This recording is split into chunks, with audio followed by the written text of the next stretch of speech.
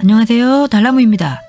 오늘은 교토 최고의 화류가 기온을 여러분과 함께 산책해 보려고 합니다.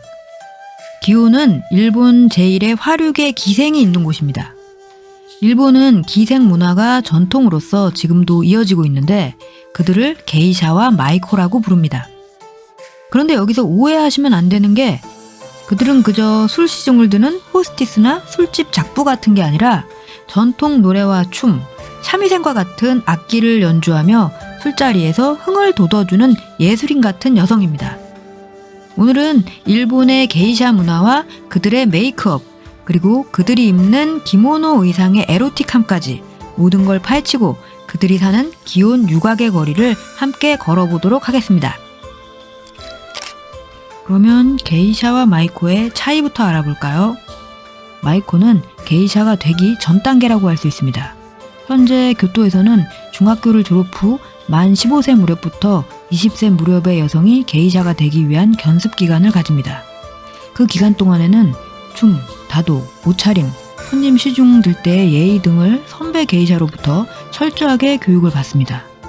대략 1년의 수행 기간을 갖고 마이코로서 데뷔를 하게 됩니다. 그 후 실력을 인정받으면 하카마 교체라는 의식을 치르고 옷을 바꾸게 됩니다. 그리고 비로소 게이샤가 되는 것이지요. 게이샤가 되면 자기 개인 방도 생기고 방에서 손님의 부름이 오면 접객을 하거나 춤, 노래, 악기 연주 같은 재주를 부리게 됩니다. 마이코와 게이샤, 어떻게 구별할 수 있을까요?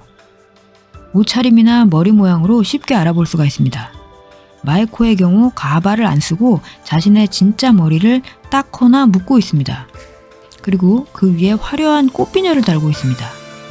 이에 비해 게이샤는 시마다라고 불리우는 특유의 가발을 쓰고 머리 장신구는 거의 달지 않습니다. 그리고 옷차림에도 차이가 있습니다. 기모노와 기모노의 띠를 매는 방법이 다릅니다. 일반적으로 마이코는 무늬가 들어간 화려한 천을 착용합니다. 반면 게이샤는 검정색이나 시크한 무지의 기모노를 입습니다. 그리고 오비라고 불리우는 기모노를 묶는 띠가 있는데 마이코의 띠는 뒤에서 보면 걸을 때 나풀나풀 흔들리도록 길게 늘어져 있습니다. 이 늘어진 띠는 교토 마이코의 상징입니다. 5m 이상의 길이라서 착용했을 때 상당한 무게감이 있습니다. 그리고 신발도 차이가 있습니다. 마이코는 오동나무로 된 10cm 정도 되는 아주 높은 계다를 신습니다. 키릴처럼 발목 삐끗하면 끝장입니다. 게이샤는 그에 비해 낮고 단촐해 보이는 심플한 계다를 신습니다. 종합하자면 마이코는 아주 화려한, 게이샤는 수수한 차림새다 라고 할 수 있겠네요. 자, 그럼 이번에는 게이샤 마이코가 입는 옷, 기모노가 에로틱한 이유 알아볼까요? 게이샤는 일반 여성들과는 달리 기모노의 뒷 목덜미 쪽을 아래로 샤르륵 내려서 착용합니다. 그럼 사슴처럼 길고 하얀 목선이 드러나게 됩니다. 드러난 등과 목덜미에는 하얗게 분을 발라주는데 머리털 주변은 끝까지 바르지 않고 남겨둡니다. 바로 이 남겨둔 살색이 게이샤 화장의 에로틱한 부분입니다. 분을 바른 흰색 부분이 게이샤의 가면이라면 드러난 살색은 속옷으로부터 벗어난 피부 같아서 더욱 야한 상상력을 일으키며 남자들의 마음을 끌게 된다는 것이지요. 그런데 왜 게이샤는 가슴이나 엉덩이가 아니라 목덜미에서 에로틱함을 발산하고 있는 것일까요? 여기에는 여러 가지 썰이 있습니다.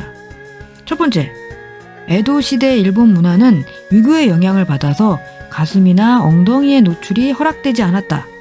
그나마 노출이 허락되는 곳이 목덜미라서 하얗고 긴 목선을 드러내면서 아름다움을 겨루게 되었다는 썰. 두 번째는 기모노가 가슴을 끈으로 감싸 매는 구조라서 대신 목선으로 어필할 수밖에 없었다라는 썰. 세 번째, 드러난 목덜미를 보면 분칠을 안 하고 남겨둔 부분의 모양이 의미하는 것이 매우 야하다. 그것은 여성의 하반신인 다리와 음부를 암시한다는 것이다. 그래서 이 목덜미 메이크업을 통해 나는 늘씬한 다리와 아름다운 성기를 가진 기생이다 라고 과시하고 있다라는 해석이 있습니다. 듣고 보니 목덜미 화장이 진짜 에로틱한 화장이었네요. 네 번째, 다 아니다. 진짜 이유는 따로 있다. 인간은 아기 때 엄마의 등에 엎여서 자란다. 그때 목덜미를 바라보며 자라기 때문에 본능적으로 목덜미에 대한 집착이 생긴다. 성인이 되어서도 하얗고 긴 목덜미를 보면 그간 숨겨왔던 성본능의 에너지가 분출되게 된다. 목덜미는 그야말로 어머니와 아기의 태초의 스킨십이 이루어지는 곳이며 모자 간의 정이 쌓인 추억의 장소다. 때문에 대부분의 일본 남자들은 목 도착증에 걸려있다. 이런 주장이 있습니다. 듣고 보니까 다 설득력이 장난이 아니네요. 기모노가 야할 수밖에 없는 이유, 목덜미였습니다. 그건 그렇고 이제 제가 직접 찍은 교토 게이샤의 거리 기온 사진 함께 보실까요? 자, 모두 함께 기온 입장! 두근두근 게이샤와 마이콜을 만날 수 있을까요? 건물들이 너무 이쁩니다. 과거를 그대로 보존한 모습. 영화를 찍기 위한 모형이나 세트가 아닙니다. 현재 실제로 운영 중인 가게입니다. 회색, 갈색, 붉은색. 이것이 기온의 색깔입니다. 채도가 낮은 붉은색이 지배한 거리. 이에 반하는 색깔은 절대 존재할 수 없는 곳. 파랑색 하늘만이 유일하게 기온의 색채에 반항을 하고 있군요. 기모노와 게다. 이것이 기온에 사는 주민들의 자연스러운 평상복입니다. 붉은 홍등입니다. 밤이 되면 일제히 라이트온 되면서 육아의 영업이 시작됩니다. 그래서 사실 기온은 밤에 구경을 가야 합니다. 참고로 여기 육악에서 지금 일하고 있는 기생들은 예기라고 해서 무용과 노래, 연주로 술자리에 흥을 더하는 일로 근무하고 있습니다. 몸을 파는 매춘은 하고 있지 않습니다. 기생이라고 해서 오해하시면 안 됩니다. 물론 손님과 눈이 맞아서 자유연애는 할 수 있다네요. 예스런 격자문들이 나란히 줄지어 있습니다. 서양인 부녀가 자전거를 타고 달리며 기온을 만끽하고 있네요. 작고 예스런 구멍가게가 인상적입니다. 기온은 이런 좁은 골목들이 미로처럼 거미줄처럼 얽히고 설켜 있습니다. 기온의 자판기입니다. 자판기마저 기온의 색을 해치지 않게 갈색으로 덧칠되어 있습니다. 벗겨지고 녹슬고 달아빠져 글씨조차 알아보기 힘든 간판이지만 그 달아빠짐이 어떤 기술자도 만들 수 없는 세월이 만든 작품 같네요. 미로 같은 기온의 골목 돌기는 계속됩니다. 이끼 낀 회색 담벼락, 초여름의 담쟁이 넝쿨, 5월의 바람, 파란 하늘과 구름 사이 오후의 빛이 교차하는 곳. 이런 인력거도 종종 만날 수가 있습니다.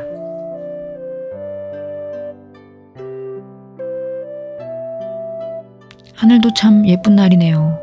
인스타 갬성 사진으로 딱입니다.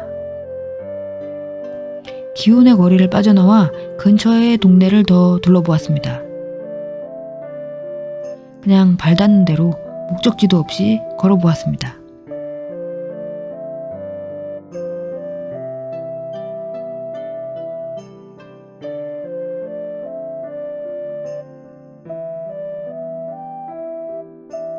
골목을 지나서 드디어 큰 길이 나왔습니다. 일부러 찾아온 건 아닌데 정말 유명한 장소에 도착하고 말았습니다.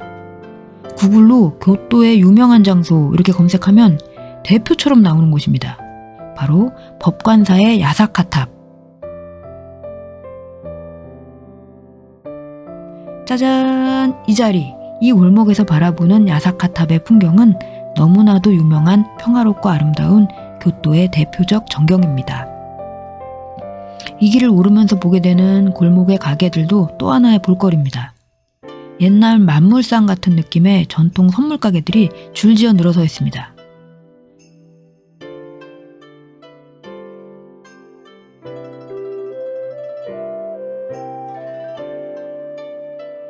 이런 재밌는 옛날 장난감이나 소품들은 막 실용성 있고 그런 걸 떠나서 오타쿠적 욕망으로 수집하고 싶더라고요.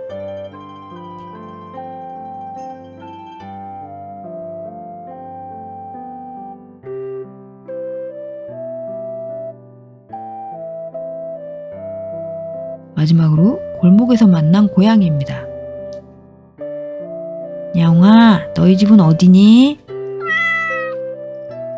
오늘은 교토의 아름다운 전통 유곽의 거리 게이샤와 마이코가 있는 기온을 걸어보았습니다. 달나무의 일본 문화 이야기 안녕 교토툰 또 다음 화에서 만나요.